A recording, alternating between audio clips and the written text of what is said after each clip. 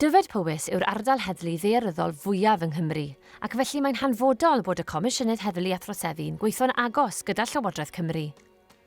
Drwy gydol pandemig Covid-19, mae wedi bod yn cynnal cyfarfodydd wythnosol gyda'r dirprwy brif weinidog a'r prif chwip i drafod yr ymateb ar y cyd ledled Cymru ac i drafod gwaith Llywodraeth Cymru wrth ymateb i'r argyfwng.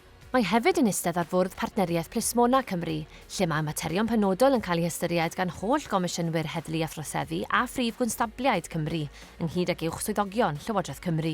Fis Mai 2019, daeth y Comisiynydd yn gadeirydd y grŵp Plismona Cymru gyfan, sy'n cyfarfod bob chwarter mwyn rhoi cyfle i adolygu gwaith cydweithredol yng Nghymru, ymrwymiadau a phrosiectau ariannol, ymgysylltiad â sefydliadau eraill, y gwasanaeth iechyd a materion perthnasol eraill. Yn gadeirydd y grŵp hwn, mae'n hanfodol fod gan y Comisiynydd berthynas waith gref gydag uned gyswllt yr heddlu, ac eleni, mae pennaeth yr uned a'r Comisiynydd wedi bod yn cwrdd bob pythefnos. Mae tîm y Comisiynydd hefyd wedi cael mewnbwn pwysig gan yr uned ar sut y gallwn weithio'n agosach gyda'n gilydd. Yn ystod y flwyddyn ddiwethaf, mae'r Comisiynydd wedi parhau i weithio'n agos gyda rheolwyr partneriaethau diogelwch cymunedol, ac mae wedi darparu cyfleoedd cyllido ar gyfer prosiectau sy'n helpu i gyflawni i gynllun heddlu a throseddu, gan sicrhau bod 25,000 o bunnoedd ar gael i bob un o'r bedair partneriaeth. Trwy'r cyllid hwn, llwyddodd PDC Sir Gaerfyrddin i ymestyn ymgyrch BFLS Llanelli i Gaerfyrddin.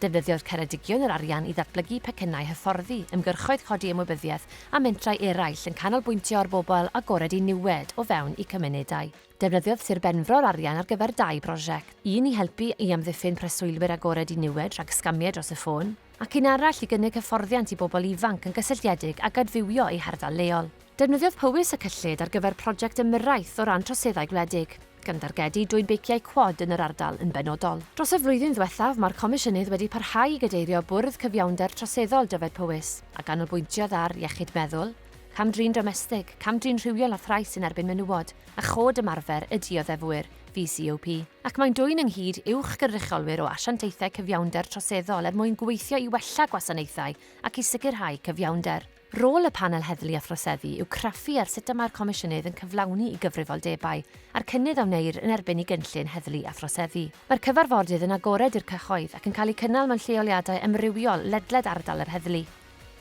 Ers 2019, mae'r Comisiynydd wedi bod ger bron y panel 6 gwaith, lle'r heriwyd i waith mewn ffordd gadarnhaol ac a trafodwyd cynlluniau ar gyfer y dyfodol. Mae adroddiadau a baratoed ar gyfer y panel yn gynnwys trais yn erbyn menywod, atal troseddu, ymddygiad gwrth gymdeithasol a throseddau gwledig.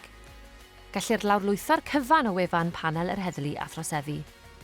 I weld holl fideos un hydroddiad blynyddol ac i ddarllen adroddiad llawn y Comisiynydd, ewch i'n gwefan.